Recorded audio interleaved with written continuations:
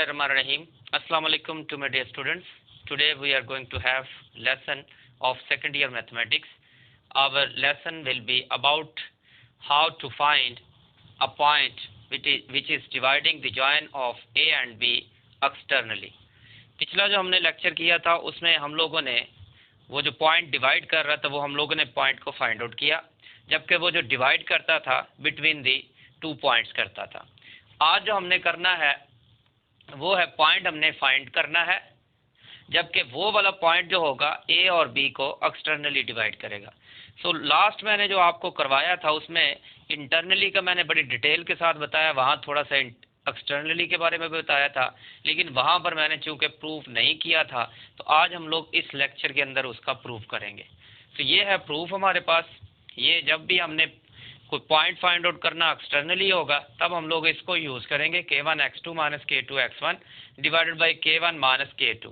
इस तरह k1 y2 minus k2 y1 divided by k1 minus k2 होगा। तो इसी से रिलेटेड एक क्वेश्चन नंबर 15 है। क्वेश्चन नंबर 15 हम लोग ऐसा करेंगे, बाद में करेंगे। पहले हम लोग ऐसा करते हैं कि ये जो हमारे पास एक थ्योरम है उसको हम लोग कर लेते हैं। ठीक हो गया? तो पहले हम लोग थ्योरम को करते हैं, उसके बाद हम लोग क्वेश्चन को करेंगे। देखें, अब मैं ऐसा करता हूं, एक पॉइंट लेता हूं जो कि ए और बी के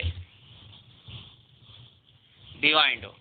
अब देखो, लेट्स सपोज कि यहाँ पर मेरे पास पॉइंट्स दो तरह से पॉइंट हो सकता है। मैंने पिछला भी बताया था, ए यहाँ पर एक पॉइंट है, बी एक यहाँ पर पॉइंट है। ठीक हो गया? अब इन दोनों को ज्वाइन किया, एक पॉइंट जो है वो यहाँ पर बिवाइंड द ए और बी हो सकता है, तो मैंने बी के पॉइंट कर दिए, यहाँ पर हमने पी कह दिया इस पॉइंट को। ठीक हो गया? अब ये देखें ज़रा, हम लोग क्या करेंगे, ए से पी फिर पी से बी की तरफ। तो अब चूंकि इनकी डायरेक्शन है दोनों की अपोजिट आ रही है, तो इसीलिए हम लोग कहेंगे कि ये जो पॉइंट है ये एक्सटर्नली है, यानी कि ए और बी से बाहर जाकर इनको डिवाइड कर रहा है। इसकी मैंने एक आपको एग्जांपल भी दी थी, आप वो लेक्चर ज़रूर मेरा जो है ना वॉच कीजिएगा, उसमें आपको बड़ी अच्छी तरह से समझ आ जाएगी एक्सटर्नली और इंटरनली पॉइंट क्या होता है। ठीक हो गया? अच्छा, ये जो पॉइंट है ये इस जानिब भी हो सकता है, जैसा कि ए और बी है। इस पॉइंट को इन दोनों को हम लोग ज्वाइन करते हैं। ये जो पॉइंट यहाँ पर हम लोगों ने पी ले लिया, अब इस पॉइंट को हम लोगों ने देखा कि ये ए के इस जानिब है, तो अब भी चूंकि ये ए के बियॉन्ड है तो इसको भी हम लोग कहेंगे एक्सटर्नली। अब दो तरह से हम लोग जो क्वेश्चन नंबर 15 है उसमें दोनों ही टाइप की चीज़ें उसने पूछी हैं, पहले इस टाइप की है, दूसरी इस टाइप की है। वो तो हम लोग बाद में करेंगे, पहले हम लोग इसको सीख लेते हैं। लीजिए, इसका हम लोग प्रूफ करते हैं।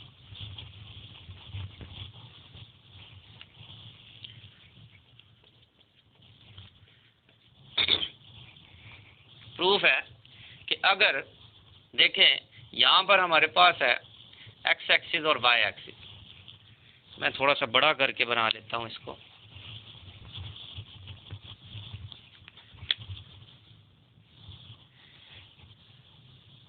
यहाँ पर पॉइंट कोई हमारे पास ए है,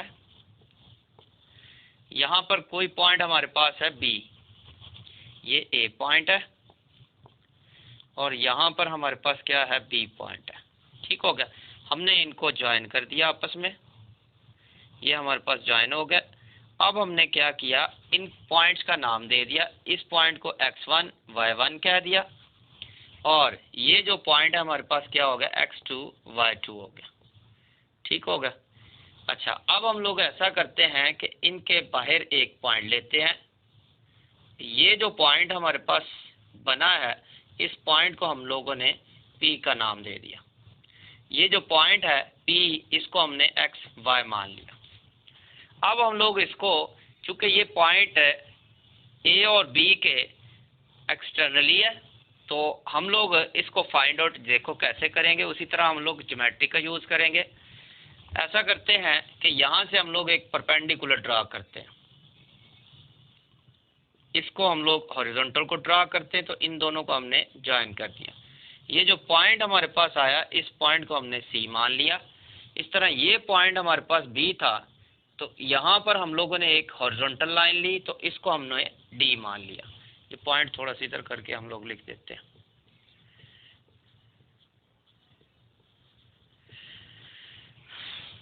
अच्छा, अब देखें ज़रा, यहाँ से यहाँ तक हमारे पास जो पॉइंट आया है ये वाला, इसको हम लोग K1 कहेंगे।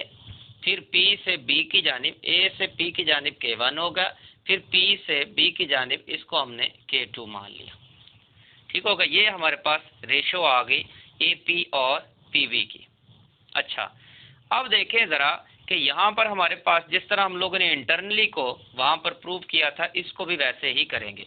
यहाँ पर हमारे पास दो ट्राइंगल्स हैं, एक बन रही है ACP और दूसरी बन रही है BT और P। ठीक हो गया, तो यहाँ पर दो ट्राइंगल्स है, यहाँ पर लिखते हैं हम लोग इन ट्राइंगल ACP एंड दूसरी ट्राइंगल है BDP, BD एंड P। अब देखो ज़रा, यहाँ पर दोनों ट्राइंगल्स हमें सिमिलर लग रही है तो एक जैसी। उसकी एक वजह है, ये हमारे पास जो ACP और BDP है, दोनों में एक हमारे पास 90 का एंगल है। लग तो ऐसा रहा है, लेकिन ज़रूरी नहीं है कि अगर 90 का एंगल आए तो दोनों ही सेम हमारे पास ट्राइंगल्स बने। तो सिमिलर तब ही होती हैं जब हमारे पास सारे एंगल्स इनके एक जैसे आ जाए। अब देखो हम लोग इनके क्या करेंगे, ये वाले एंगल जो हमारे पास है C और D, ये तो यहाँ पर देखें, ये जो ट्राइंगल CACP है, इसका राइट ट्राइंगल C पर बन रहा है। दूसरी ट्राइंगल BDP, इसका राइट ट्राइंगल D के ऊपर बन रहा है। यहाँ पर तो सेम हो गए, लेकिन अब जब इनको हम लोग करेंगे A, ये हमारे पास A है, ट्राइंगल ACP में इसका ये एंगल, इस तरह ट्राइंगल BDP, ये वाला एंगल, ये वाला हम लोग सेम करेंगे। उसके बाद ट्राइंगल अगर देखी जाए, ये वाली बड़ी ट्राइंगल, इसका ये वाला तीसरा हमारे पास वर्टेक्स, और जो BD और P का तीसरा वर्टेक्स, ये दोनों सेम है। तो यहाँ पर ये तो एंगल हो जाएंगे आपस में बराबर, क्योंकि इनका वर्टेक्स एक ही है। तो यहाँ पर लिखते हैं हम लोग, प्रोसेस पूरा करेंगे। पहले तो हम लोग ट्राइंगल CA और P लेंगे, एंगल CA और P, इस ट्राइंगल में एंगल CA और P ये कंग्रुएंट है। कंग्रुएंट किसके है? एंगल DB और P के, एंगल DP और B के।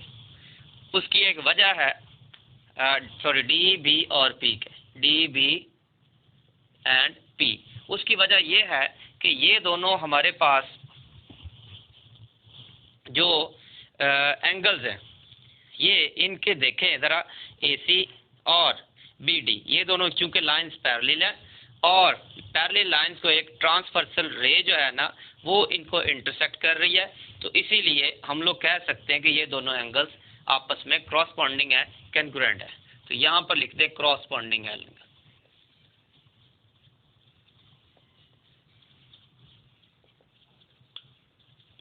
ठीक हो गया। अच्छा, इसी तरह नेक्स्ट हमारे पास ये जो ट्राइंगल ACP है, इसमें C एंगल और इसमें D एंगल, ये चूंकि 90 के ये दोनों बराबर हैं, यानी कि एंगल ACP कंग्रुएंट है एंगल BDP के, एंगल BDP। क्यों? क्योंकि ये राइट एंगल्स हैं, ये दोनों राइट एंगल्स हैं, दोनों 90 के एंगल बना रहे हैं। ठीक होगा, यहाँ पर ये 90 बन रहा है और यहाँ पर ये 90। अब देखें कि हमारे पास अब ये जो ट्राइंगल, ये दो एंगल्स भी एक जैसे आ गए। अब हम लोग तीसरे एंगल को करते हैं। देखो, ट्राइंगल जब हम लोग लेंगे CPA, तो इसमें P बन रहा है एंगल ये वाला। फिर ट्राइंगल DP और B लेंगे, इन दोनों का एंगल ये सेम ही बन रहा है, CPA इनका ये वाला बन रहा है। दूसरी ट्राइंगल DPB, इनका भी यही एंगल बन रहा है। तो इसका मतलब थर्ड एंगल तो यहाँ पर एक सेम वर्टेक्स ऊपर है, इसीलिए ये तो हो गए बराबर। तो हम लोग यहाँ पर लिखेंगे एंगल CPA कंग्रुएंट है एंगल DPB के। ठीक हो गया, तो ये भी हो गया angles are at same vertex. ठीक हो गया। एंगल्स चूंकि सेम वर्टेक्स पर है इसीलिए दोनों कैंगुरेंट है एंगल्स हैं हमारे पास। अगर हम अब देखें कि हमारे पास तीनों एंगल्स बराबर होगी, लिहाजा triangle ACP and triangle BDP are similar. चूंकि ये अब यहाँ पर तीनों एंगल्स बराबर आ गए हैं, ट्राइंगल क्या है, ये दोनों ट्राइंगल्स आपस में सिमिलर होगी। किसके थ्रू होगी? By property AAA, angle angle angle. ठीक हो गया। अब हम लोग इनको देखें कि यहाँ से हमने अब फार्मूला कैसे फाइंड आउट करना है। सो देखें हमारे पास अगर तीनों ट्राइंगल्स दोनों ट्राइंगल्स हमारे पास सिमिलर होती हैं तो देन हम लोग क्या कर सकते हैं कि उनकी जो साइड्स की रेशो है ना उनको भी इक्वल रख सकते हैं। सो पहली रेशो हमारे पास क्या बनेगी? रेशो AP ओवर में BP बराबर, इस तरह रेशो AC ओवर में क्या होगा? BD, ratio AC over BD होगा इक्वल। इसी तरह ratio CP over DP, ratio CP over DP, ये आपस में क्या होंगी? बराबर होंगी। अब देखो रेशो AP हमारे पास कितनी आ रही? K1, और BP हमारे पास कितनी आ रही है? K2 आ रही। तो ये बन जाएगा हमारे पास K1 ओवर K2 इक्वल। फिर हमारे पास AC, अब देखो AC इसके बराबर, चलें AC में पहले लिख देता हूँ, बल्कि हम लोग फाइंड आउट कर लेते हैं। देखो यहाँ पर अगर आपने पॉइंट C बनाना है तो ये वाली हमारे पास क्या, वही कॉन्सेप्ट हम लोग यूज़ कर रहे हैं जो आपने डिस्टेंस फार्मूले के अंदर हमने यूज़ किया था कि जब हम लोग एक हॉरिजॉन्टल लाइन लेते हैं तो यहाँ पर हमारे पास y एक्सिस जो होता है ये कांस्टेंट रहता है, तो ये y तो वैसे ही रह गया, और x जो होगा वो हमारे पास क्या होगा? चेंज हो जाएगा। तो यहाँ पर हमारे पास देखो कि ये x1 है तो ये हमारे पास क्या हो जाएगा? सॉरी ये y1, ये तो y1 वैसे ही रहेगा, और ये x हमारे पास ये आ जाएगा। ठीक हो गया। सो x हमारे पास चेंज होता है, y हमारे पास चेंज नहीं होता। अब यहाँ पर आते हैं D पॉइंट पर, ये भी इसी तरह हमारे पास एक हॉरिजॉन्टल लाइन है, तो इसमें देखें कि x क्या होगा? चेंज होगा, y हमारे पास चेंज नहीं आएगा। तो यहाँ से हमारे पास क्या बन जाएगा? तो x तो हमारे पास x होगा, और ये चीज़ क्या बन जाएगी? हमारे पास x तो हमारे पास x हो गया, और ये चीज़ बन गई हमारे पास y आ गई। ठीक हो गया। तो इस तरह से हमारे पास क्या आ जाएगा? ये इसके पॉइंट्स आ जाएंगे। अच्छा सॉरी, ये यहाँ पर D जो हमारे पास पॉइंट आएगा, क्योंकि y इस पर चेंज नहीं होगा, वो हमारे पास कांस्टेंट रहेगा, तो ये y2 लिखेंगे। अब चूंकि x हमारे पास चेंज होता है तो ये वाला x2 था, ये वाला x हो जाएगा। सो यहाँ से हमारे पास क्या आ गई? ये पॉइंट C और D आ गए। अब हम लोग यहाँ पर इनको लिख लेते हैं। जब हम लोग AC फाइंड करेंगे तो ये हमारे पास क्या आ जाएगा? AC फाइंड करेंगे तो ये आ जाएगा x minus x1 divided by BD हमारे पास क्या आएगा? क्योंकि ये इनिशियल पॉइंट है, ये फाइनल पॉइंट है, तो ये आ जाएगा x माइनस x2 हो जाएगा इक्वल टू। इसी तरह CP हमारे पास क्या होगा? CP हमारे पास चूंकि ये वर्टिकल लाइन है तो यहाँ पर हमारे पास जो एक्सिस x एक्सिस होंगे चेंज नहीं होंगे, तो डिफरेंस हम लोग किसका लेंगे? ये वाला है हमारे पास y एक्सिस का, तो y माइनस y1 ओवर में क्या आ जाएगा? फिर उसके बाद हमारे पास क्या आ रहा है? DP। तो DP देखें ज़रा, तो D से P की जानिब, तो ये बन जाएगा हमारे पास y माइनस y2। तो इस तरह से करके हमारे पास ये तीनों जो रेशोज हैं बराबर आ गई। अब हम लोग क्या करेंगे? इसमें से जो है ना ये दोनों x और y पॉइंट्स को निकाल लेंगे इसको सॉल्व करते हुए। अब ज़रा देखिए हम लोग क्या करेंगे? पहले K1 ओवर K2 इसको बराबर रखेंगे x minus x1 divided by x minus x2 के, क्रॉस मल्टीप्लाई करेंगे तो k1 into x minus x2 बराबर होगा k2 into x minus x1।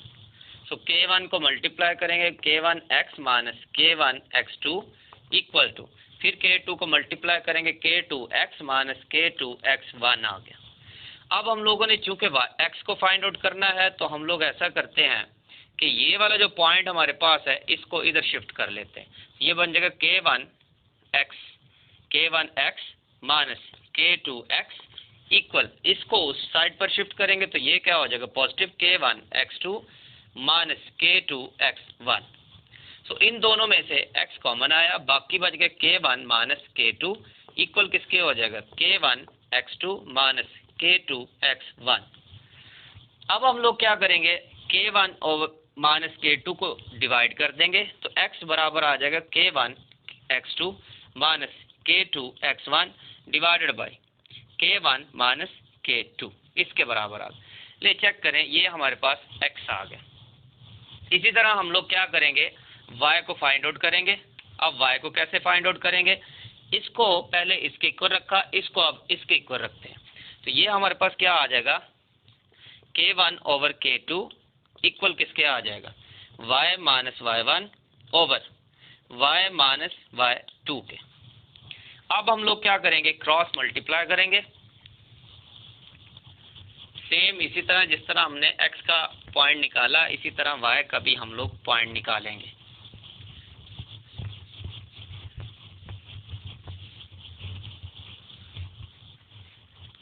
लें जी, अब ये आएगा क्रॉस मल्टीप्लाई करेंगे तो ये बन जाएगा हमारे पास k1 into y minus y2 equal k2 into y minus y1 हो जाएगा।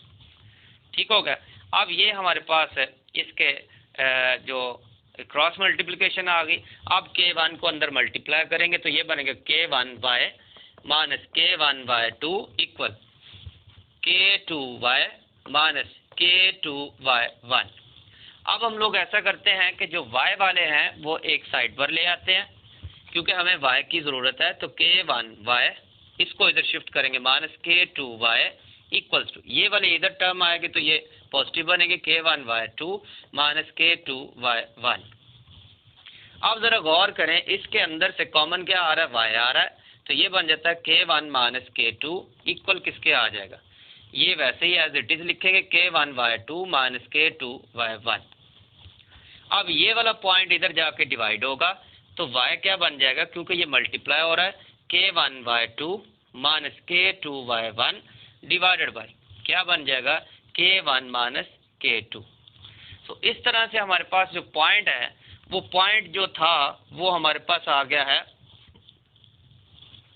x और y हमारे पास किसके बराबर आएगा, ये आएगा k1x2 minus k2x1 divided by k1 minus k2 comma, इस तरह k1y2 minus k2y1 divided by k1 minus k2।